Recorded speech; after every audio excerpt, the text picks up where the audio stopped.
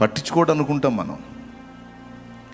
మన హృదయంలో దొర్లే ప్రతి ఆలోచనను ఆయన సీరియస్గా పట్టించుకుంటాడు. ఆయన పనే అది, రెండో పని లేదు. ఒకవేళ వేరే పనులు ఎన్ని పనులు ఉన్నా సరే నీ మీద ఎప్పుడు దృష్టి అలా పెట్టే ఉంటాడు. నీ ఆలోచనలని, నీ తలంపుల్ని, నీ ఆశల్ని, నీ ఇష్టాలని గమనిస్తూ ఉంటాడు, నవ్వుకుంటూ ఉంటాడు. తగిన కాలం మంది ఒకటొకటి మొత్తం నీకు ఇస్తాడు.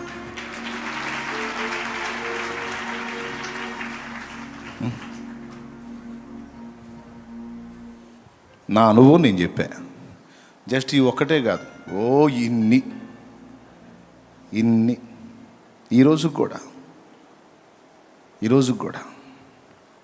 అందుకే చెప్తున్నా, నాకు ఇది ఇష్టం, అది ఇష్టం, నాకు ఇవి జరిగితే బాగుండు, ఇది వస్తే బాగుండు, అది అయితే బాగుండు, ఇలా ఉంటే బాగుండు, ఇది ఇలా కుదిరితే బాగుండు, ఇలా అయితే బాగుండు, అది బాగుండు, ఇది బాగుండు, అన్ని బాగుండులన్నీ ఉన్నాయి కదా నీ దగ్గర. ఈ బాగుండుల లిస్ట్ అంతా ఆయన దగ్గర ఉంటుంది. ఆయన దగ్గర ఉంటుంది. చక్కగా అవన్నీ గుర్తుపెట్టేసుకుంటాడు, భద్రం చేసుకుంటాడు. సరే, ఇది బాగుండు, అది బాగుండు, ఈ బాగుండులన్నీ నువ్వు పక్కన పెట్టేసి ఆయన ఇష్టాన్ని వెతుకుతూ ఉంటావు చూడు. ఇట్లా చేస్తే ఆయన సంతోషపడతాడు, ఇలా చేస్తే నా ప్రభు ఆనందపడతాడు, నేను ఇలా ఉంటే ఆయనకి ఇష్టం, నేను ఇలా చేస్తే ఆయనకి ఇష్టం అని ఆయన ఇష్టాలు వెతుకుతూ ఉంటావే, ముచ్చట పడతాడు, మురిసిపోతాడు. ఆయన ఇష్టాన్ని వెతుకుతున్న నీకు, ఆయన చిత్తాన్ని వెతుకుతున్న నీకు దాచిపెడతాడు. నీ ఇష్టాలను నెరవేర్చడం కోసం దాచిపెడతాడు ఆయన. వెంటనే అందాల్సిందైతే తక్షణమే అందేటట్టు చేస్తాడు. కొంచెం టైం తీసుకోవాల్సి ఉంటే నువ్వు ఆశించిన దాన్ని అలాగా దృష్టించి మౌనంగా ఉంటాడు. తగిన కాలమందు నీకు ఇస్తాడు.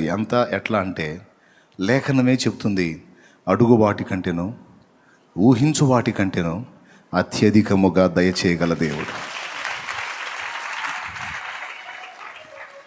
నువ్వు అడిగింది గోరంత అయితే నా ప్రభు ఇచ్చేది కొండంత. అయితే ఇక్కడ షరతులు వర్తిస్తాయి. షరతు ఏంటి అంటే ఆయన ఇష్టాన్ని వెతికే తన బిడ్డల విషయంలో. కాబట్టి మనం ఆయన మీద దృష్టి పెట్టాలి. ఈరోజు మీరు అందుకే వచ్చారు, నాకు అదే సంతోషం. అందుకే చెప్తున్నా, ఆయనే కావాలి, ఆయన సన్నిధి కావాలి, ఆయన ఆత్మ కావాలి, ఆయన బలం కావాలి, ఆయన ప్రసన్నతను అనుభవించాలి, ఆయన ప్రభావంతో నింపబడి బాగా పైసలు సంపాదించాలనే నో, నశించిపోతున్న ఆత్మలను రక్షించాలి, సాతాను కోటలు కోల్చాలి, దుష్టుని కార్యాలను అడ్డగించాలి, నశించిపోతున్న జీవితాలను ప్రభావితం చేయాలి, కూలిపోతున్న కుటుంబాలని కట్టాలి, ఆత్మహత్యలను ఆపాలి, త్రాగుబోతుల్ని రక్షించాలి, దుర్మార్గుల్ని రక్షించాలి, నరహంతకుల్ని రక్షించాలి, మార్చాలి. ఆ పాపిష్టి బంధకాల్లోంచి వారిని బయటికి తీసుకొని రావాలి. దానికోసం దేవుడు నన్ను సిద్ధపరచాలి, దేవుని సంతోషపెట్టాలి. నేను క్రమంగా నడుచుకోవాలి, అక్రమంగా నడుచుకున్న వారిని అనేకుల్ని సరిచేసి సక్రమమైన దారిలోకి నేను తేవాలి. అందుకోసం ఆయన శక్తి నాకు కావాలి. గతంలో శక్తి పొందుకున్నాను, కొంతవరకు ప్రయాణం సాగింది. మళ్ళా నాకు అదనపు శక్తి కావాలి. మీకు తెలీదు, ఎప్పటికప్పుడు ఈ స్పర్శ కలిగి ఉండి దేవుని దగ్గర శక్తి పొందుకుంటూ ఉండాలి. మనం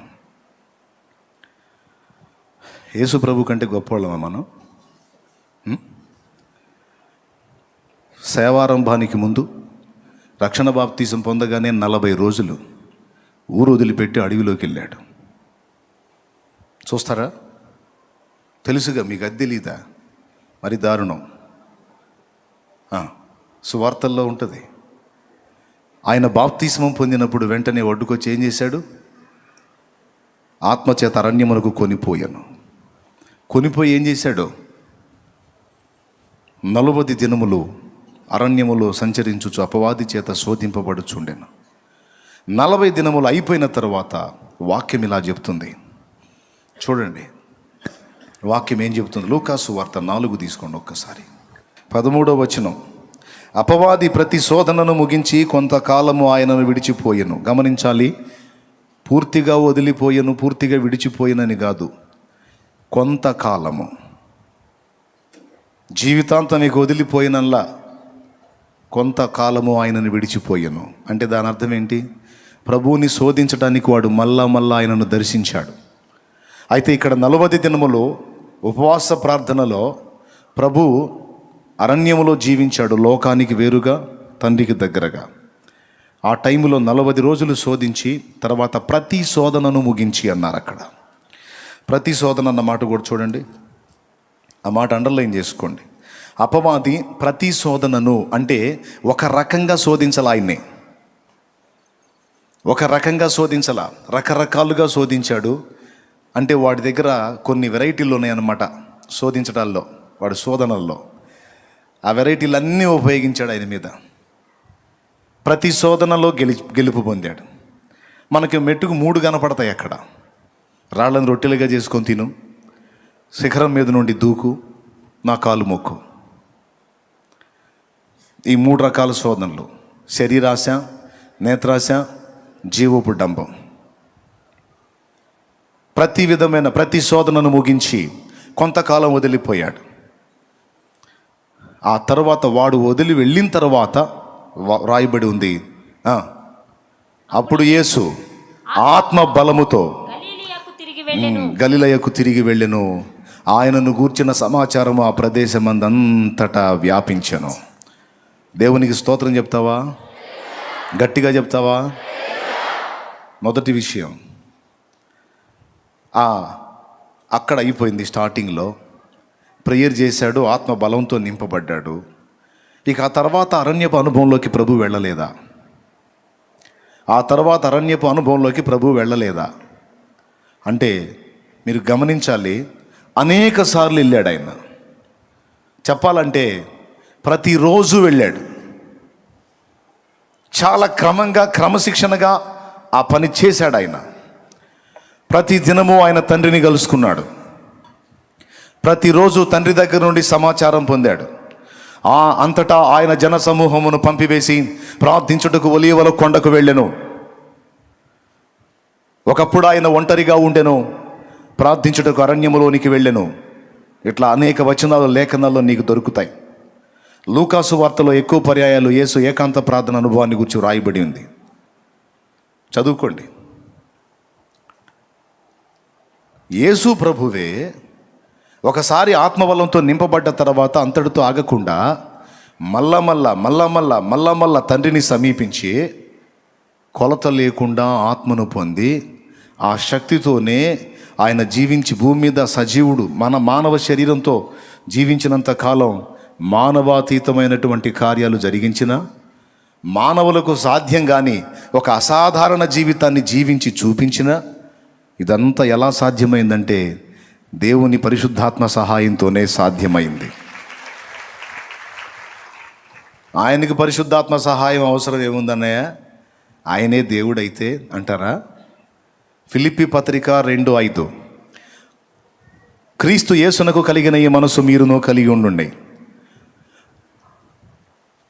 దేవునితో సమానముగా ఉండుట విడిచిపెట్టకూడని భాగ్యమని ఎంచుకొనలేదు గాని మనుషుల పోలికగా పుట్టి దాసుని స్వరూపమును ధరించుకుని తన్ను తానే రిక్తునిగా చేసుకుని. చూసారా? మనుషుల పోలికగా పుట్టి దాసుని స్వరూపం ధరించుకొని తన్ను తానే రిక్తునిగా చేసుకొనెను. రిక్తుడు అంటే అన్ని కోల్పోయినవాడు. పరలోకం నుండి భూమి మీదకి వచ్చేటప్పుడు ఆయన మహిమతో రాలేదు, ఒక మట్టి మనిషిగానే భూమి మీదకి వచ్చాడు. అది ఆయన గొప్పతనం. దాసుని స్వరూపం ధరించుకున్నాడు, మనుషుని పోలికగా పుట్టాడు. అయితే అక్కడి నుంచి వచ్చింది ఏంటో ఒకటి ఉంది. యేసు ప్రభు మహిమలు తెచ్చుకోలేదు, కానీ మట్టి లోకంలో పుట్టినా, దూతల మధ్యలో పుట్టినా, మరెక్కడ పుట్టినవాడు దేవుడు గనుక ఆ వ్యక్తిత్వం మాత్రం మారలేదు. అర్థమైందా? పరలోకము నుండి దిగి వచ్చింది ఆ వ్యక్తిత్వం, అంతేగాని మహిమలు కాదు. మరి మహిమలు ఎట్లా వచ్చినాయి? ఇన్ని కార్యాలు ఎలా చేశాడు అంటే, నువ్వు నేను ప్రార్థించి ఎలా పొందుతామో అలానే ఆయన కూడా మనవలే సామాన్యుడిగానే తండ్రి యొద్దకు వెళ్ళి ప్రార్థించి పొందాడు. అంతేగాని వస్తా వస్తా ఒక డజన్ మహిమలు జేబులు వేసుకొని రాలా. ఇప్పుడు చెప్పు. యేసు సైతము భూమి మీదకి ఉన్నప్పుడు, మనుషుడిగా పుట్టి భూమి మీద జీవించినప్పుడు ఆయనకు సహా పరిశుద్ధాత్మ దేవుని సహాయం అవసరమై ఉంది. పరిశుద్ధాత్మ నడిపింపు అవసరమై ఉంది. దేవుని ఆత్మచేత ఎందరు నడిపించబడుదురో వారు దేవుని కుమారులు అనబడుదురు. దేవుని ఆత్మచేత నడిపించబడ్డాడు. ఆ నడిపింపు కోసం, ఆ బలం కోసం, ఆ శక్తి కోసం నిరంతరం మనమేమో ఎప్పుడో ఆత్మను పొంది ఆ శక్తితో ఇంతకాలం ప్రయాణం చేసి అడుగు పొడుగు దిగజారిపోయి కొడిగట్టుకుపోయి ఆరిపోబోయే టైంలో మేలుకొని మళ్ళీ ఇప్పుడు ఆయన పాదాల దగ్గరికి వచ్చాం. యేసు ఆ వెలితి కలగనీయకుండా ఎప్పటికప్పుడు ఆత్మలో తరిగిపోకుండా పెరిగిపోయి తండ్రి చిత్తమంతా సంపూర్ణంగా నెరవేర్చి సిలువలో సమాప్తమైనదని పలికాడు. దేవునికి స్తోత్రం కలుగునుగాక. హల్లెలూయా. ప్రభువుకే నిరంతరం దేవుని పరిశుద్ధాత్మ శక్తిని సంగ్రహించుకోవటం అవసరమై ఉంటే ఇక నీకు నాకు అక్కర్లేదా? ఈ లోకంలో అందరిలాగా బ్రతకకుండా అందరిలాగా బ్రతికితే సాధారణ జీవితం, అందరికీ విరుద్ధంగా బతికితే అసాధారణ జీవితం. మనల్నేమో అసాధారణ జీవితం జీవించమని పిలిచాడు. అసాధారణ జీవితం జీవించాలంటే మనకు ఎట్లా చేత అయింది? నీళ్ళల్లో బతికే చేప ఒడ్డున ఎట్ట బతికిద్ది? ఒడ్డున బతికే మనిషిని నీళ్ళల్లో వేస్తే ఎట్ట బతుకుతాడు? నీళ్ళల్లో బ్రతికే చేప ఒడ్డును కూడా బతుకుతుంది అంటే దానికి అసాధారణ శక్తి ఏదో లభిస్తుంది. ఒడ్డున బ్రతికే మనిషి నీళ్ళలో కూడా బతికున్నాడంటే వానికి అసాధారణ శక్తి ఏదో లభించింది కాబట్టి బతికున్నాడు. అలాగే అందరిలాగానే పుట్టాము, అందరిలాగానే పెరిగాము, అందరిలాగానే బ్రతికాము, అందరిలాంటి అన్ని పరిస్థితులు చూస్తూ ఉన్నాం. కానీ అందరికీ వేరై జీవించాలంటే నీకు నాకు చేతనైద్దా? అసాధ్యం. కానీ అసాధ్యమైన ఆ జీవితాన్ని నేను సాధ్యపరుస్తానుక. ఎట్లా ప్రభువా? నీ శక్తి చేత బలము చేత కాదు, నా ఆత్మ చేతనే ఇది జరుగును. Praise the lord. హల్లెలూయా. ఈ అవసరత గుర్తించలా చాలామంది దైవజనులు కూడా గుర్తించలా, విశ్వాసులు గుర్తించలా, సేవకులు పరిచారకులు గుర్తించలా. అది గుర్తించిన అర్ధన్యులు. ఎప్పటికప్పుడు మళ్ళీ అన్నీ చూస్తూనే ఉన్నాం లోకంలో. ఒక రోజంతా మనం ఆరోగ్యంగా తిరిగి పని చేసుకోవాలంటే 3 సార్లు తినాలి. ఒకసారి తిన్న తర్వాత ఆ శక్తితో రోజంతా పని చేయగలమా? పొద్దున తిన్న ఆహారం మధ్యాహ్నానికి జీర్ణం అయిపోతుంది. మళ్ళా జీర్ణ రసాలు ఉత్పత్తి అయిపోయి రే మేత వేయరా అని అడుగుతాయి. పొద్దున వేసాక అంటే ఊరుకుంటాయా? సాయంత్రానికి ఏమంటది? ఎరా మధ్యాహ్నం వేయలేదు సాయంత్రం కూడా ఏవా, అట్లయితే నీకు శక్తి ఉండదురా, నువ్వు అడ్డం పడటమే. గమనించు, ఏ పూటకు ఆ పూట ఆహారం తిని శరీరానికి శక్తినిచ్చి ఎలా నడిపించుకుంటున్నావో మన ఆత్మకు కూడా ఎప్పటికప్పుడు శక్తిని సరఫరా చేయనట్లు జాగ్రత్త పడాలి, మెలకువగా ఉండాలి. ఇది భక్తి సాధకులందరూ గ్రహించాల్సిన సంగతి.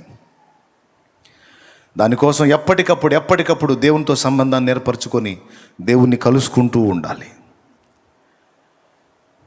యేసయ్యను తీసుకెళ్ళి అరణ్యంలో అనుభవాలు నేర్పి వదిలాడు. ఆత్మ బలముతో ఎన్నో కార్యాలు చేశాడు.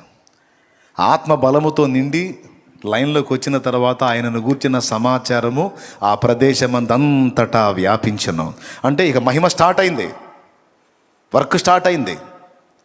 ఆయన సంచరించడం కాదు, ఆయనను గూర్చిన వార్త వెళ్ళిపోయింది. నువ్వు పరిగెత్తటం కాదు, దేవుని శక్తి పొందుకొని ఒక దగ్గర నువ్వు కూర్చుంటే మొత్తం నీ దగ్గరికి పరిగెత్తుతారు. అది ఇక్కడ విషయం.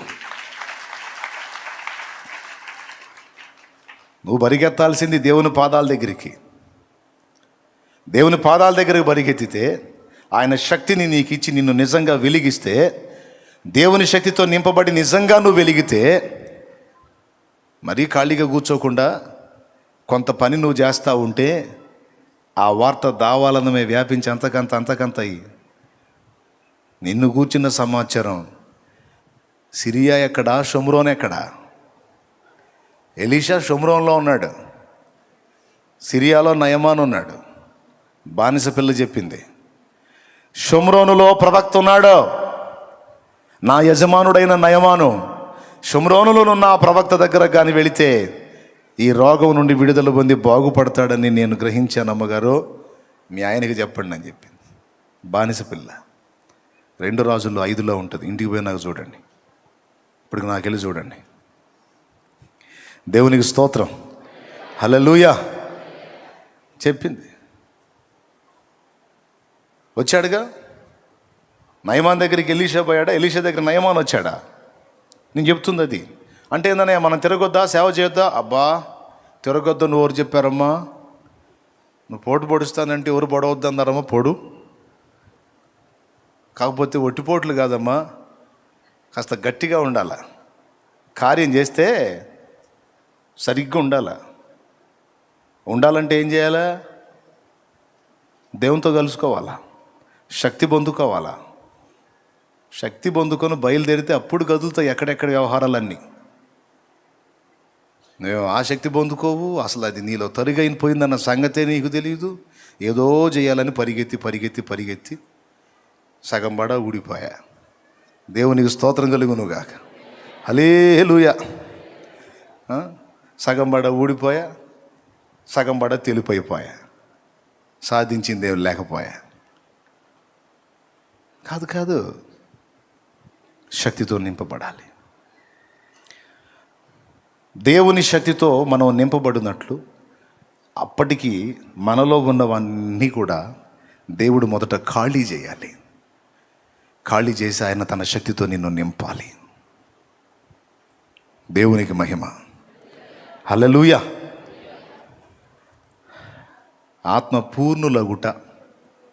ఆత్మపూర్ణులగుట అనే మాటకి ఓ దైవజనుడు చక్కని ఉదాహరణ చెప్పాడు పెద్దాయన.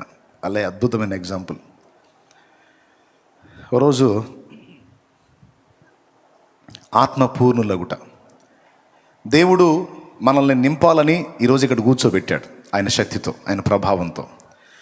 నింపడానికి ముందు కొన్ని ఖాళీ కావాలని మనలో ఎదురు చూస్తాడు ఆయన. మనం ఏం చేస్తామంటే ఎక్కడ సరిగా ఎక్కడదక్కడే కలిగి ఉండి శుద్ధీకరణ జరగాల్సిన వాటన్నిటినీ జరగనీయకుండా నింపు ప్రభువా అని రోజు అలవాటుగా పొద్దున్నే ఒక ప్రార్థన చేస్తాం. నీ పరిశుద్ధాత్మ నింపు ప్రభువా, నీకు స్తోత్రం అని అన్ని అంశాలతో పాటు అదొక అంశంగా చేసి లేచి వెళ్ళిపోతాం. ఈ గ్లాసులో మీకు ఏం కనపడుతుంది? సరిగ్గా చెప్పండి. ఎంతవరకు ఉన్నాయి నీళ్ళు? దాదాపు ఇది 5 భాగాలు అయితే 4 భాగాలు నీళ్ళే ఉన్నాయి, లేదా 4 భాగాలు అయితే 3 భాగాలు ఉన్నాయి, ఒక భాగం ఖాళీ ఉంది. అవునా? ఇట్లాగా మనం ఆల్రెడీ రకరకాల సరుకుని నింపేసుకొని, మరీ కొంతమంది అయితే కాసిన నీళ్ళు పోయినాయన గ్లాసులో పోసి. Thank you.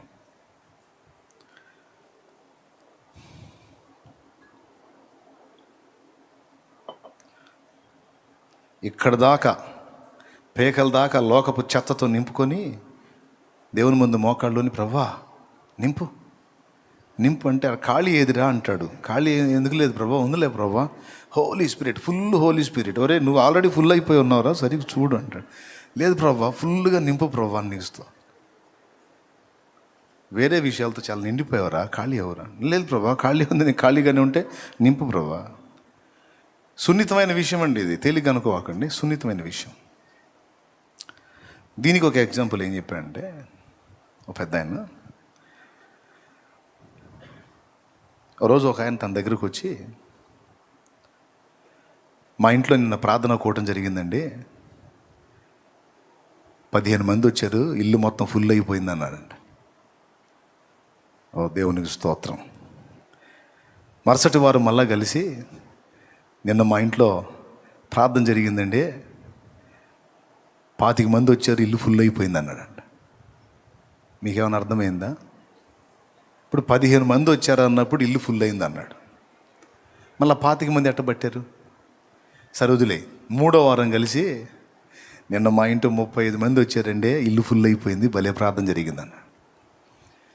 ఏందిరా 15, 25, 35 అని మీ ఇల్లు ఏమైనా రబ్బర్ లాగా సాగుతుందా? ఏంది మీ ఇల్లు ఏమైనా రబ్బర్ లాగా సాగిపోతా ఉందా ఏంది మనుషులు వచ్చే కొద్దీ అని అడిగితే, దాందే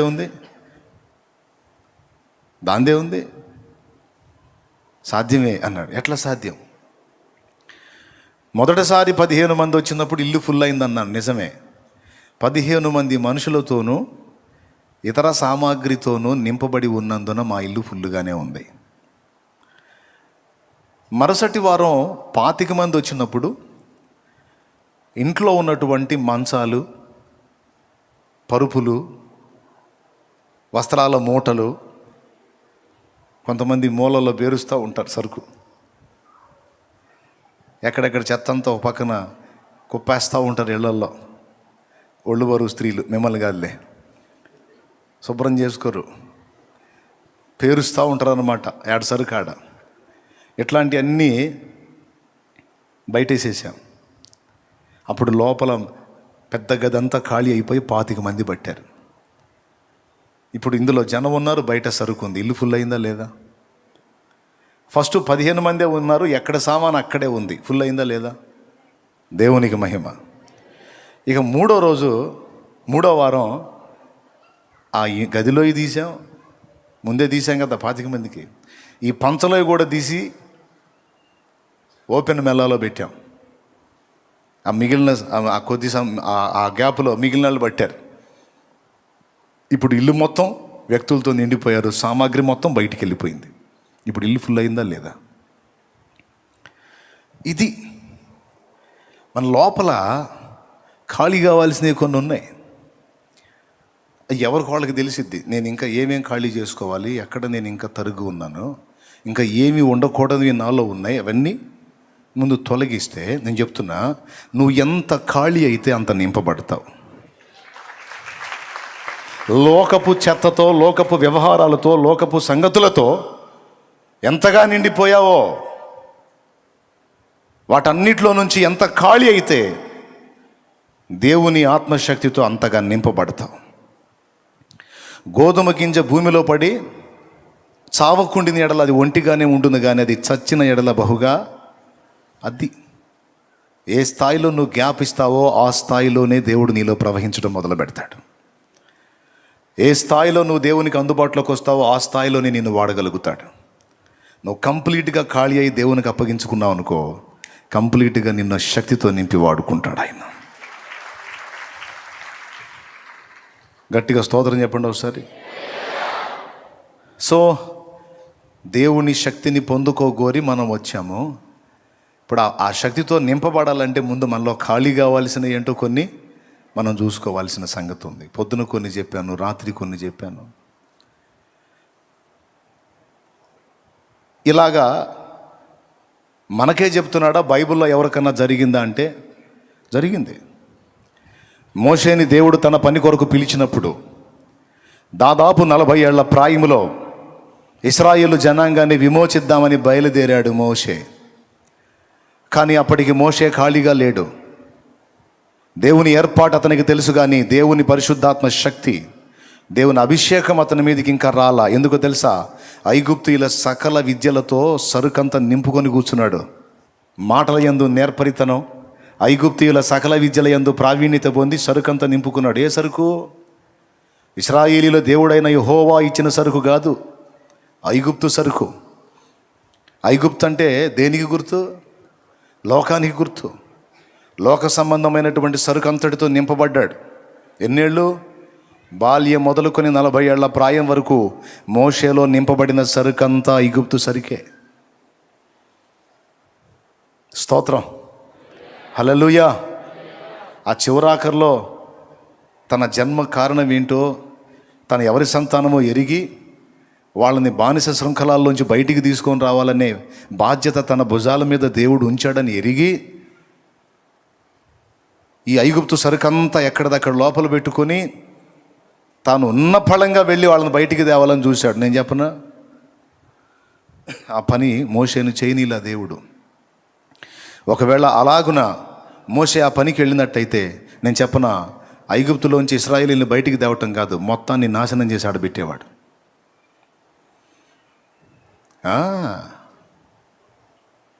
అందుకే దేవుడు ఏం చేయాల్సి వచ్చిందో తెలుసా?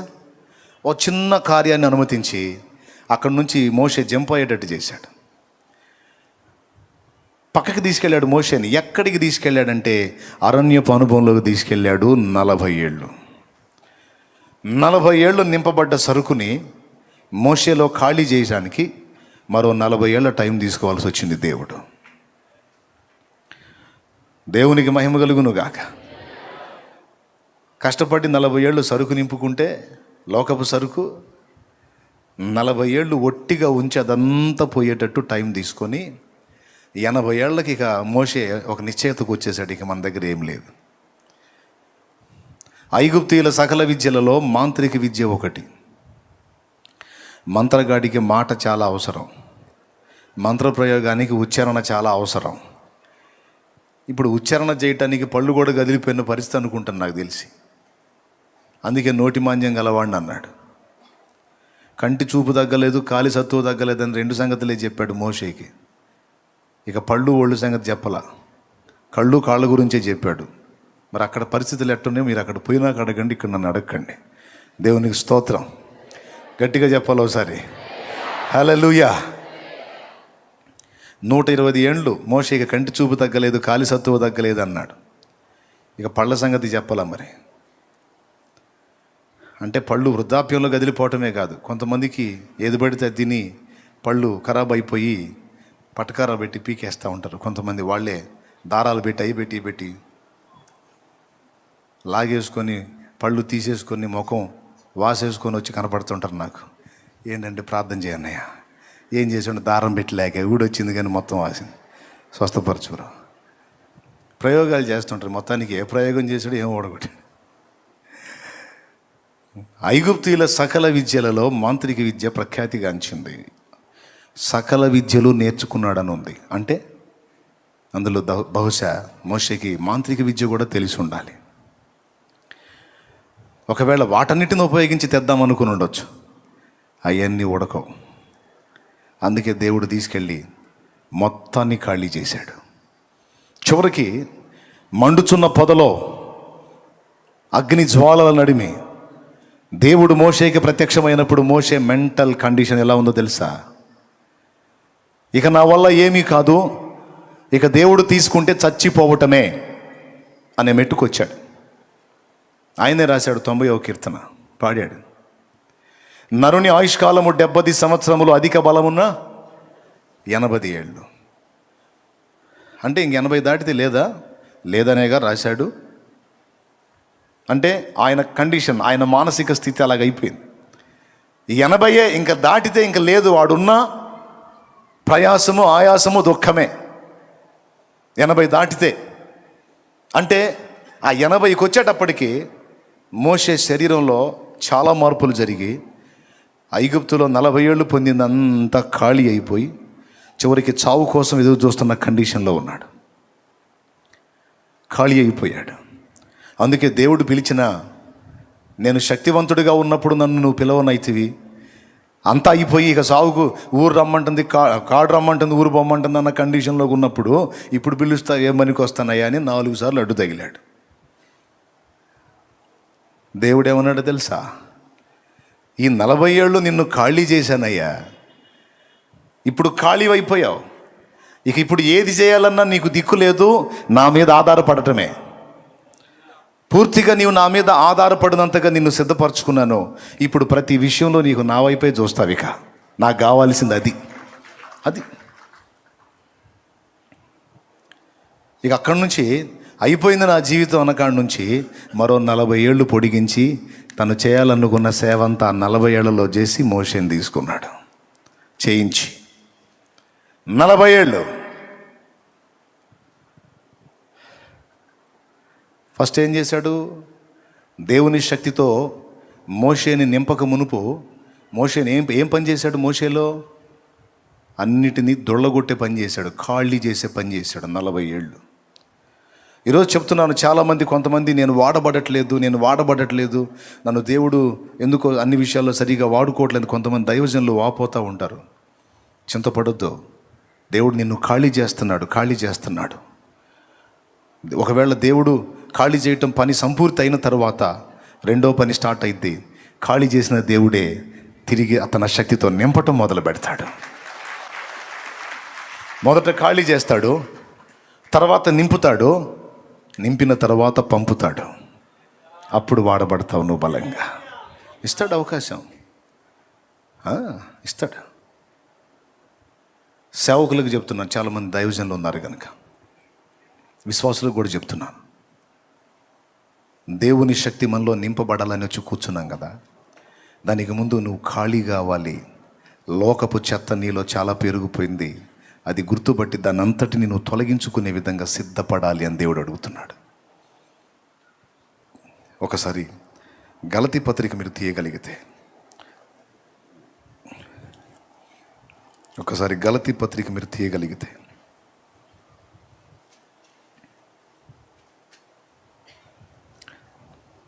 మొదటి అధ్యాయము 15-16-17 వచనాలు చూడు. అయినను తల్లి గర్భమునందు పడినది మొదలుకొని నన్ను ప్రత్యేకపరిచి తన కృపచేత నన్ను పిలిచిన దేవుడు నేను అన్యజనులలో తన కుమారుని ప్రకటింపవలనని ఆయనను నా యందు బయలుపరపను అనుగ్రహించినప్పుడు మనుష్య మాత్రులతో నేను సంప్రదింపలేదు. నాకంటే ముందుగా అపోస్తలులైన వారి యొద్దకు యెరూషలేమునకైనను వెళ్ళలేను గాని వెంటనే అరేబియా దేశంలోనికి వెళ్ళి తిని పిమ్మట దమస్కు పట్టణమునకు తిరిగి వచ్చి తిని. దేవునికి స్తోత్రం కలుగును గాక. హల్లెలూయా. తర్వాత అటుపైన 3 సంవత్సరములైన తరువాత కేఫాను పరిచయం చేసుకున్న వల్లని యెరూషలేమునకు వచ్చి అతనితో కూడా 15 దినములుంటిని. చూడండి, పౌలు పిలువబడినప్పుడు, పౌలు దేవుని దర్శనం పొందిన తరువాత, దేవుని పిలుపు అందుకున్నప్పుడు వెంటనే అతను ఎక్కడికి తీసుకెళ్ళబడ్డాడో చెప్పాడు. అరేబియా దేశమునకు కొనిపోబడ్డాను అన్నాడు. అరేబియా దేశం కొనిపోబడ్డ తర్వాత తిరిగి వచ్చిన తర్వాత మరో 3 సంవత్సరాలు గడిచిన తరువాత కేఫాను కలుసుకున్నాడు. దేవునికి మహిమ. అంటే దేవ దర్శనం పొందుకున్న తర్వాత, దైవ ప్రత్యక్షత పొందుకున్నాక, దేవుని వాక్కు పొందుకున్నాక వెంటనే వెళ్ళి అపోస్తలుని కలుసుకొని వెంటనే సేవలోకి హడావుడి కాలేదు. కానీ ముందు అక్కడి నుంచి అరేబియా దేశంలోకి వెళ్ళాడు. ఆ తర్వాత వచ్చి 3 ఏళ్ళు ఎవరిని కలుసుకోవాలా. అంటే టోటల్గా పౌలు దర్శింపబడిన తరువాత 3 నుంచి 3.5 సంవత్సరం లేక 4 సంవత్సరాల పాటు ఇంచుమించు మెయిన్ లీడర్స్ని ఎవరిని కూడా అతను టచ్ అవ్వలేదు. దాదాపు అతను చెప్పిన మాటను బట్టి చెప్తున్నాను. ఆ తర్వాత వెళ్ళాడు. ఈ 3.5 లేక 4 సంవత్సరాల కాలం ముఖ్య నాయకుల్ని కలుసుకోకుండా పౌలు ఏం చేశాడు? పౌలు ఎందుకని దేవుడు అలాగుంచాడు అంటే, పౌలు విషయంలో కూడా దేవుడు అదే పని చేశాడు. గమలీయేలు పాదముల దగ్గర ధర్మశాస్త్రం అంతా ఎక్కించుకొని ఉన్నాడు. ఎవరు? పౌలు. గమలీయేలు పాదాల దగ్గర శిష్యరికం చేసి, శుశ్రూష చేసి, ధర్మశాస్త్రము దాని సంబంధమైన నీతి నియమం అంతా ఎక్కించుకొని ఉన్నాడు. అదంతా ఖాళీ చేయటానికి కొంత టైం దేవుడు తీసుకున్నాడు. ఖాళీ అయిన తర్వాత దేవుడు తన ప్రభావంతో, తన శక్తితో నింపి పౌలుని అద్భుతంగా వాడుకున్నాడు. ఎంత అంటే 1 కొరింథీ 3లో పౌలే చెప్తాడు, మహనీయుడు, నేర్పరి అయిన శిల్పకారుని వలె. నేర్పరి అయిన శిల్పకారుడు, మంచి పనితనం కలిగిన శిల్పకారుడు ఎలాగో నన్ను అలాగ చేశాడు సంఘపు పునాదుల విషయంలో నా దేవుడు అన్నాడు. దేవుడు తన శక్తిని, తన అభిషేకాన్ని, తన ప్రభావాన్ని ఒక వ్యక్తికి ఇవ్వక మునుపు ఆ వ్యక్తిలో లోక సంబంధమైన వాటన్నిటినీ దొళ్ళగొట్టుట లేదా తొలగించుట, వెళ్ళగొట్టుట అనే కార్యం తప్పనిసరిగా చేస్తాడు. మోషే జీవితంలో మనం ఇది చూస్తాం, పౌలు జీవితంలో చూస్తాం. మోషే దేవుని పరిశుద్ధాత్మ కలిగిన వాడు, ఆయన శక్తి కలిగిన వాడు, నీకు తెలుసా? ఎప్పుడు పొందుకున్నాడు? అరణ్యపు అనుభవంలో 40 ఏళ్ళు మొత్తం లోపల ఉన్నాయని ఖాళీ అయిపోయిన తర్వాత దేవుడి శక్తిని నింపి పంపించాడు ఐగుప్తుకి. విచిత్రం చూడండి, ఐగుప్తులో నుంచి బయటకు వచ్చాడు మోషే. ఐగుప్తులోంచి బయటకు వచ్చాడు, మిథ్యానుకు వచ్చాడు. జాగ్రత్తగా వినండి ఒక్క ముక్క. ఐగుప్తులో నుండి మోషే మిథ్యానుకు వచ్చాడు. ఇప్పుడు ఆయన ఐగుప్తులో ఉన్నాడా, పక్కకు వచ్చాడా? నోరు తెరిచి చెప్పండి. వచ్చాడా? విచిత్రం చెప్పనా, ఐగుప్తులో నుంచి అయితే పక్కకు వచ్చాడు, కానీ ఆయనలో ఐగుప్తు అలానే ఉంది. అర్థమైందా? ఐగుప్తు దేశంలో నుండి పక్కకు వచ్చాడు, కానీ ఐగుప్తు తాలూకు వ్యవహారం అంతా మోషేలోనే ఉంది. దాన్ని మోషేలో నుంచి ఖాళీ చేసి, ఉదాహరణకి ఐగుప్తాన్ని తీసేయి, లోకం అని పెట్టుకో. అక్కడ లోకంలో నుంచి మనల్ని ప్రత్యేకపరిచాడు. ఇప్పుడు మనం లోకంలో నుంచి వేరుపరచబడ్డాం, కానీ మనలో ఉన్న లోకం ఇంకా వేరు కావాల్సి ఉంది. మోషేని ఏం చేశాడు తెలుసా? ఐగుప్తులోంచి బయటికి తెచ్చాడు. మోషేలో ఉన్న ఐగుప్తును బయటికి తీశాడు. తర్వాత తన శక్తిని నింపి మళ్ళీ ఐగుప్తులోకే పంపించాడు. లోకంలోంచి మనల్ని వేరు చేశాడు. మనలో ఉన్న లోకాన్ని తొలగిస్తాడు. మనలో తన ఆత్మశక్తిని నింపుతాడు, తన వాక్కును నింపుతాడు. నింపి మళ్ళీ మనల్ని లోకంలోకి పంపిస్తాడు. అది దేవుని పద్ధతి. కొంతమంది ఏం చేస్తారు, ఇది గుర్తించకుండా, అసలు ఇది పట్టించుకోకుండా, అందులోంచి పక్కకు వచ్చాను కదా అని ఇంకా దేవుని శక్తితో నింపబడకుండా, లోపల ఖాళీ కాకుండా, కొంత ఇది కొంత అది రెండు కలిగి ఉండి పోయి లోకాన్ని ఉద్ధరించడానికి బయలుదేరతారు. దానికి దేవుడు చెప్పాడు, మీరు యెరూషలేము నుండి వెళ్ళక, అపోస్తల కార్యములో 1వ అధ్యాయం 4-5 వచనాలు. మీరు యెరూషలేము నుండి వెళ్ళక, నా వలన వినిన తండ్రి యొక్క వాగ్దానము కొరకు కనిపెట్టండి. చూసారా? మీరు యెరూషలేము నుంచి వెళ్ళొద్దు. గమనించాలి, మీరు యెరూషలేము నుండి వెళ్ళొద్దు. వెళ్ళకేం చేయాలి? నా వలన మీరు విన్న తండ్రి యొక్క వాగ్దానము కొరకు కనిపెట్టుడి. తర్వాత యోహాను నీళ్లతో బాప్తిస్మం ఇచ్చెను గాని కొద్ది దినముల్లోగా మీరు పరిశుద్ధాత్మలో బాప్తిస్మము పొందెదరనెను. దేవునికి మహిమ. ఎన్ని రోజులు కనిపెట్టారు ఒకసారి చెప్పాలి నాకు. వారు ఎన్ని రోజులు కనిపెట్టారు మేడగది మీద? 40వ రోజు ప్రభు ఆరోహణమై వెళితే ఆ రోజు మొదలుకొని పెంతెకోస్తు పండుగ అంటే 50వ రోజు వరకు, అంటే 10 రోజులు కనిపెట్టారు. ఎన్ని రోజులు? 10 రోజులు. 10 రోజులు వాళ్ళు దేవునికి అందుబాటులో ఉన్నారు. దేవా, ఇంకా మాలో ఏం ఖాళీ కావాలో అదంతా ఖాళీ చేయి, మమ్మల్ని శుద్ధి చేయి, మాకు నీ ఆత్మను ప్రసాదించు, మాకు నీ శక్తిని నింపు. నువ్వు శక్తిని ఇవ్వకపోతే లోకంలోకి వెళ్ళి నీ నామాన్ని మహింపరచలేం అని కూర్చున్నారు. కూర్చున్నప్పుడు 10వ రోజు ఏం జరిగింది? అగ్ని నాలుకల వలె విభాగింపబడి వారందరి మీద వ్రాలాడు. ఒక మాట చెప్పండి, యేసు ప్రభు మీదికి పరిశుద్ధాత్మ వచ్చినప్పుడు ఎలా వచ్చాడు? పెద్దగా చెప్పాలి, పావురాకారంతో వచ్చాడు. మరి వీళ్ళ మీద కూడా పావురాకారంతో రావాలి కదా. మరి వీళ్ళ మీదకి అగ్ని రూపంలో ఎందుకు వచ్చాడు? అగ్ని 2 కార్యములు జరిగిస్తుంది, గుర్తుపెట్టుకోండి. అగ్ని 2 కార్యాలు. 1 చెత్తను కాల్చి వేస్తుంది, 2 శక్తిని పుట్టిస్తుంది అగ్ని. హల్లెలూయా, హల్లెలూయా. అది రహస్యం.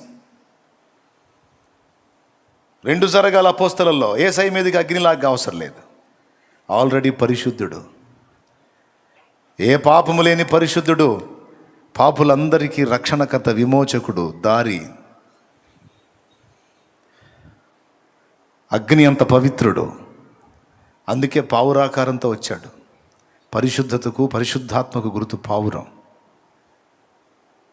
తెలుసా మీకు? పావురాకారంతో వచ్చాడు. కానీ అపోస్తలుల మీదకి అగ్ని రూపంలో దిగొచ్చాడు. 2 కారణాలు. వారిలో దహించబడాల్సింది ఉంది, శక్తి కావాల్సింది కూడా ఉంది. అగ్ని ద్వారా ఈ 2 జరుగుతాయి కనుక అగ్ని రూపుగా వచ్చి వాళ్ళని దహించాల్సినంత మట్టుకు దహించి వారికి ఇక శక్తినిచ్చి ఇప్పుడు పదండి అన్నాడు. గట్టిగా దేవుని మహిమపరచు. ప్రభువుకే మహిమ, ప్రభువుకే మహిమ. హల్లెలూయా, హల్లెలూయా, హల్లెలూయా. అది ఇప్పుడు నేను మొదట తీసుకున్న మాటలన్నిటికీ ఇక్కడ ఒక ముగింపు. దీన్ని బట్టి ఏమర్థమవుతుంది? దేవుడు 2 పనులు మనలో జరిగించాలి. కాల్చివేయాల్సిన వాటిని కాల్చివేయాలి, కలిగించాల్సిన శక్తిని ఆయనే కలిగించాలి. మనకు అగ్నిలో బాప్తిస్మం ఇవ్వాలి, ఆత్మబలంతో నింపాలి. ఇవి జరగాలి. అప్పుడు ఏం జరిగిద్ది అంటే, శుద్ధీకరణ పొందారు, శక్తితో నింపబడ్డారు, పెద్ద చాకిరి చేయలే.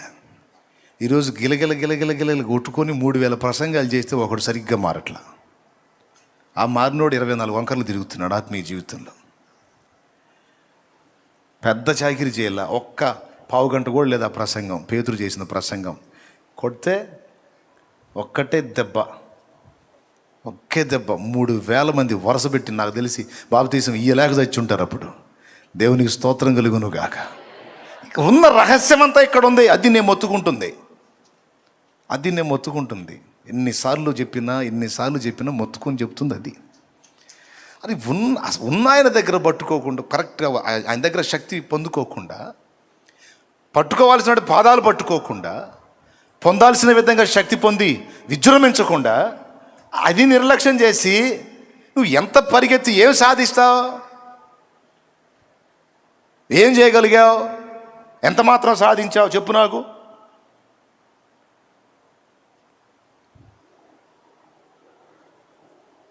ఈరోజు గందరగోళం అయిపోతున్నాం. చాలా సులువుగా దేవుని పని చేశారు వాళ్ళు. చాలా తేలిక, సింపుల్గా. పరిశుద్ధాత్మ సహాయం ఉంటే నీకు పెద్ద అసాధ్యమైనది చాలా సింపుల్గా అయిపోయింది. ఆత్మాభిషేకం పొందినోడి రహస్యం అది. అది ఈటెలు, కత్తులు, డాళ్ళు, బళ్ళాలు, బరిసెలు తీసుకొని ఇశ్రాయేలుకు జై అని 40 రోజుల నుంచి మొత్తుకుంటున్నారు. ఒట్టి జైలే. యుద్ధం చేసింది లేదు, గెలిచింది లేదు. ఏమేమి తీసుకొని ఉన్నారు? కత్తులు, ఈటెలు, బళ్ళాలు, బాణాలు, బరిసెలు, గందరగోళం, అన్ని సరుకంతా పెట్టుకొని కూర్చున్నారు. ఎవరు తక్కువ వాళ్ళు కాదు, వాళ్ళు ఎవ్వరు వలగాల. ఆత్మశక్తితో నింపబడ్డాడు. జస్ట్ అందరి గాలి ఒక్క దెబ్బకి నిలువున తీశాడు. నాకు తెలిసి ఫిలిస్తీయులకు అవమానం ఏమో కానీ ఆ ఇశ్రాయేలు సైన్యం గాలి, సౌలు గాలి మొత్తం తుస్సుమని పోయింది దావీదు చేసిన పనికి.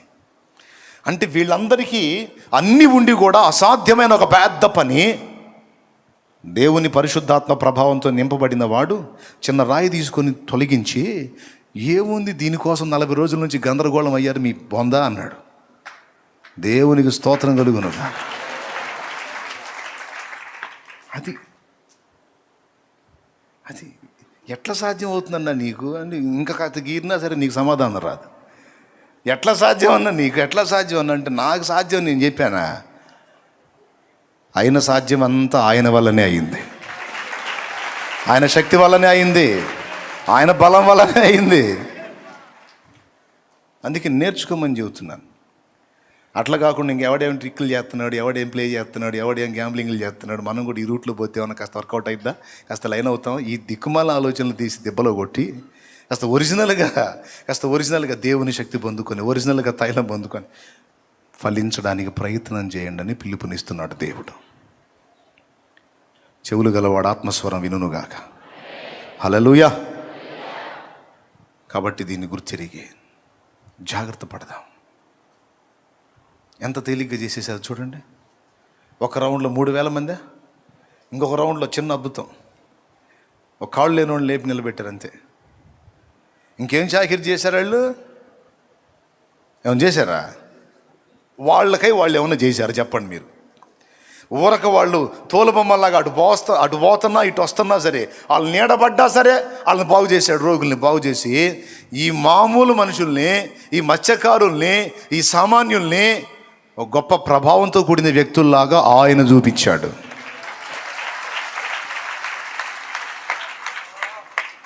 ఆయన చూపించాడు. చూపిస్తే అప్పటిదాకా అసలు ఎవరు పట్టించుకోలేదు. ఆ తర్వాత వీళ్ళు పోతుంటే పేతురు గారు ఇదిగో మిమ్మల్ని ఆపమండి, మీ దారిని మీరు పోండి, అసలు మిమ్మల్ని ఆపం మేము, జస్ట్ మీ నీడ పడితే చాలండి, రోడ్డు పక్కన మంచాలు వేసుకుంటామండి. ఏంట్రా బాబు మీరు సరిపోండి, ఎట్లా కానీ సరే యోహాన్ ఏ సంగతి అట్లా జరిగిందా? ఈ నీడ తగిలితే వాళ్ళు వేసి కూర్చుంటున్నాడు. దేవునికి స్తోత్రం కలుగును గాక. హల్లెలూయా. ఒక ఉజ్జీవం, ఒక విస్ఫోటనం, ఒక ప్రభావం, ప్రభంజనం, ఒరిజినల్ శక్తి. తోలుబొమ్మలే వాళ్ళు దానికోసం ఎంత చాకిరీ చేశారు నాకు చెప్పండి మీరు. ఈరోజు ఒక మీటింగ్ పెట్టాలంటే మనకి ఎన్ని కుస్తీలు, స్టేజీ కట్టాలా, లైటింగ్ పెట్టాలా, మైకులు కట్టాలా, స్పీకర్లు పెట్టాలా, లచ్చలు తేవాలా, ఎన్ని వందలు వేలుగా లచ్చలు కావాలా, మళ్ళా మరి పబ్లిసిటీ కావాలా, అయ్యగారిది పెద్ద ఫోటో వేయాలా, స్థానిక పాస్టర్ వరద బాధితులాగా చిన్న ఫోటో వేసుకోవాలా. దేవునికి స్తోత్రం కలుగునుగా. హల్లెలూయా. మరి అంతే కదా, అంత హడావుడి గందరగోళం చేయాలా? ఇంతసేటు చేసి ఇంత గందరగోళం చేసి 3 రోజులు గోలగోలు చేస్తే ఎంతమంది కదిలించబడ్డారబ్బాయి అంటే అది వేళ్ల మీద లెక్కేయచ్చు. వాళ్ళకి మైక్ గొట్టాలు లేవు, స్పీకర్ బాక్సులు లేవు, బ్రాండెడ్ స్పీకర్లు లేవు, ఏమండి ఫారెన్ స్పీకర్లు లేవు, లే. ఇప్పటికీ నాకు అర్థం కాదు, ఆ పేతురు మాట్లాడితే అన్ని వేల మందికి ఎట్టిన పడిందో నాకు అర్థం కావట్లా. ఎట్లని పడి ఉంటుంది అంటారు మీరు చెప్పండి ఒకసారి. ఏ సౌండ్ సిస్టమ్ లేకుండా 3000 మంది ప్రజలకు వాక్యం అందించటం సాధ్యమా? ఎప్పుడు రాలేదా మీకు ఈ డౌట్? వచ్చిందా? ఏం సమాధానం వెతికారు దానికి? నేను చెప్పనా? పరిశుద్ధాత్మ అగ్నితోనూ మంచుతోనూ పావురంతోనూ రకరకాలుగా పోల్చబడ్డాడు. ఆ పోలికల్లో వాయువు, గాలి, అర్థమైందా? వాయువు తన దాసుడు నిలబడి మాట్లాడుతున్నప్పుడు ఒక పక్క తన దాసుని వాడుకుంటానే ఈ నోటి నుండి వెలువడేటువంటి మాటలు ఉన్నాయే, వాయువు ద్వారా వింటున్న వారి చెవుల్లోకి వెళ్ళేటట్టు చేశాడు ఆయన. పరిశుద్ధాత్మ కార్యమే అది, అదంతా పరిశుద్ధాత్మ కార్యమే. నువ్వు కావాలంటే చూడు, గాలి వాళ్ళకి నిలబడి మాట్లాడు, సౌండ్ సిస్టమ్ లేకుండా అందరికి వెళ్ళిపోయింది మాటలు. ఏం విజయ్ పోదా, ట్రై చేయి.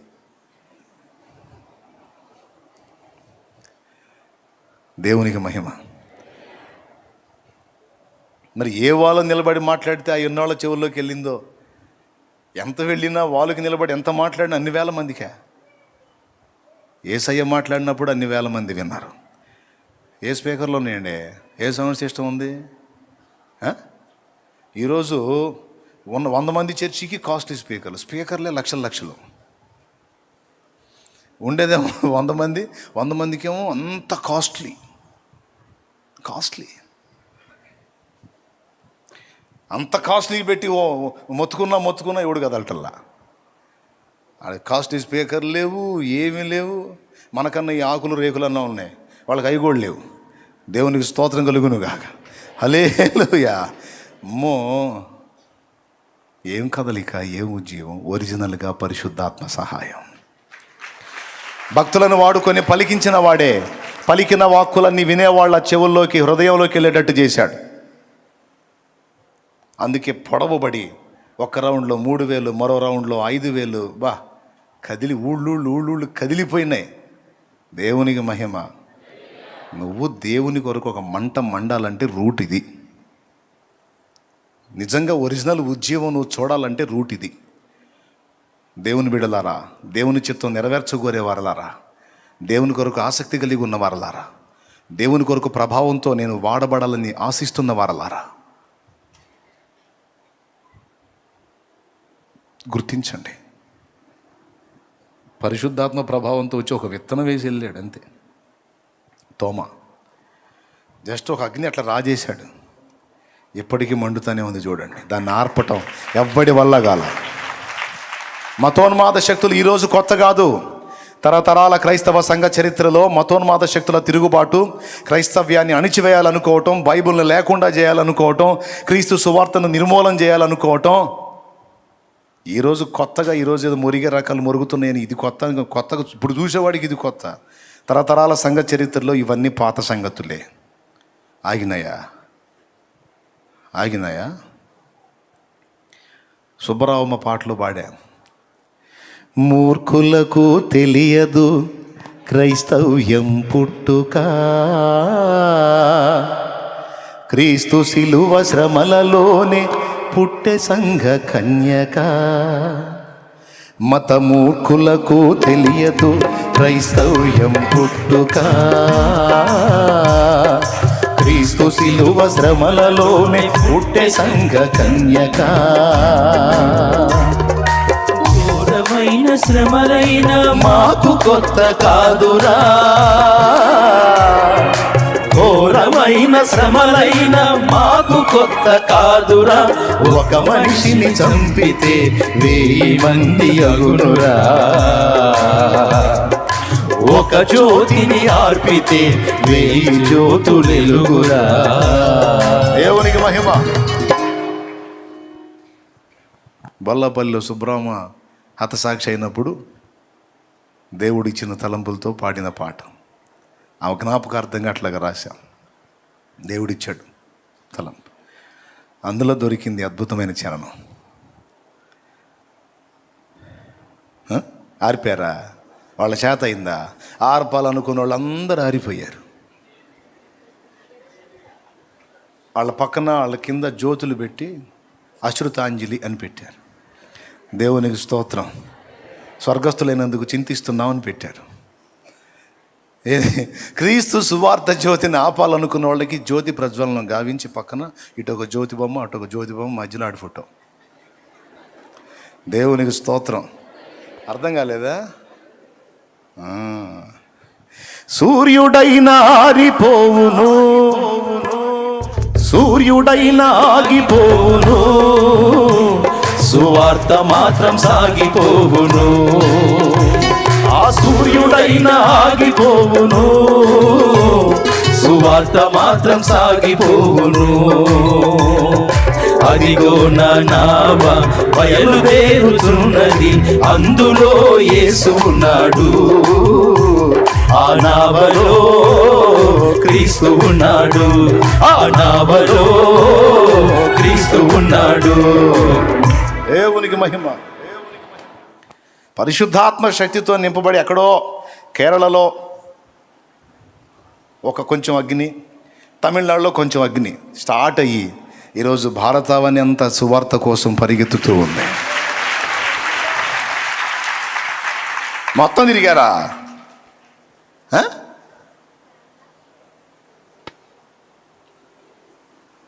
ఈరోజు మన అంతర్జాతీయ ప్రసంగికులు ఎంతమాత్రం ప్రభావితం చేశారండి. ఫారిన్ కంట్రీకి పోయినా అక్కడ ఉన్న తెలుగు వాళ్ళకి చెప్పుకొని రావటమేగా ఆల్రెడీ విశ్వాసులకి. ఊరికి తెలీదు, ఓరి చెవులో పెడతారు క్యాబేజీలు క్యాలీఫ్లవర్లో. దేవునికి స్తోత్రం కలుగునుగా. హల్లెలూయా. అన్నీ తెలుసు, ఒరిజినల్గా చేయాలి దేవుని పని. అది నేను మొత్తుకుంటుంది. చెప్పు, పర్వాలేదు, ఎక్కడున్న వాళ్ళైనా బలపరచు, ఇబ్బంది ఏం లేదులే. విదేశాలకు వెళ్ళి ఎంతమందిని విదేశీయుల్ని రక్షణలోకి నడిపించావు, ఎంతమందిని ప్రభావితం చేశావు. ముందు స్వదేశంలో చాలామంది ఆత్మలు నశించిపోతున్నారు, వీళ్ళ మీద దృష్టి పెట్టాలి. ప్రభు సెలవైతే విదేశాలకు కూడా వెళ్ళాలి. భారతదేశం నుండే ఇతర దేశాలకు కూడా సువార్త వెళ్ళాలి, సత్యం వెళ్ళాలి, ఉజ్జీవం వెళ్ళాలి. ప్రార్థన చేయాలి మనం. ఓకే, ఇంకా చాలులే, నేను అసలుకే మాట మీద నిలబడదాం అనుకుంటున్నా ఈరోజు. దేవునికి మహిమ. రండి, దేవుని పాదాలు పట్టుకుందాం, కాల్చమని అడుగుదాం. కాల్చమని అడుగుదాం. అగ్ని దిగిరా, నన్ను కాల్చమని అడుగుదాం. ఖాళీ చేయమని అడుగుదాం. శక్తి నిమ్మని అడుగుదాం. బలమిమ్మని అడుగుదాం. జీవాన్ని నింపమని అడుగుదాం. ప్రభావంతో నింపమని అడుగుదాం. పరిగెత్తి పరిగెత్తి పరిగెత్తి ఒక చిన్న జోక్ చెప్తా.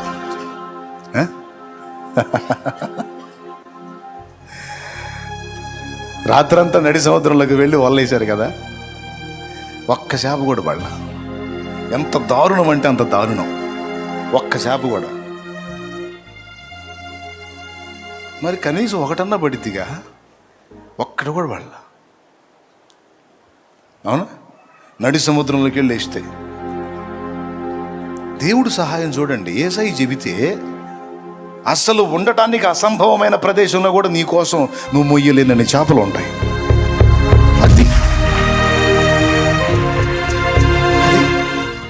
ఆశ్చర్యం ఏంటంటే, పేతురికి ఏం అర్థం కాక 2 దోణెలు నింపబడినంతగా ఒక దోణెలో ఎక్కనిస్తే పక్క దోణిలో కూడా నింపి పెట్టాడు 2 అంతలు. వెంటనే వెళ్ళి పేతురు ప్రభు ముందు మోకాళ్ళుని, ప్రభువా నన్ను విడిచిపో, నేను పాపాత్ముణ్ణి అన్నాడు. ప్రభు ఏమన్నాడు తెలుసా? ఇప్పటికైనా సిగ్గొచ్చింది, పనికి మాలోడా, సరే పో అనలా. నువ్వు పాపివా పరిశుద్ధుడు అన్న ప్రస్తావనే లేదు. రా, నిన్ను మనుషులను పట్టు జాదరిగా చేస్తాను. హల్లెలూయా, హల్లెలూయా. నేను చేస్తారా నాన్న నిన్ను? ఈ చేపలేం చూసావు, ఈ చేపలేం చూసావు, నీ చేత మనుషుల్ని పట్టిస్తాదా అన్నమాట నెరవేర్చాడు. చూడు, 2 రౌండ్లు 8,000 మంది ఆత్మల్ని పేతురికే కదా ఇచ్చాడు. ప్రభు శక్తి తోడై ఉంటే నువ్వు ఎంత పరిగెత్తినా సాధ్యం కాంది. నువ్వు కూర్చున్న దగ్గర కూర్చొని అయ్యా అంటే చాలు, మొత్తం అదే పరిగెత్తుకుంటా వచ్చింది నీ కాళ్ళ దగ్గర. యేసు నామములో హల్లెలూయా, హల్లెలూయా. దేవుని సంబంధమైనటువంటి శక్తితో నింపబడి దేవుని పాదాల దగ్గర పెనుగులాటం నేర్చుకుంటే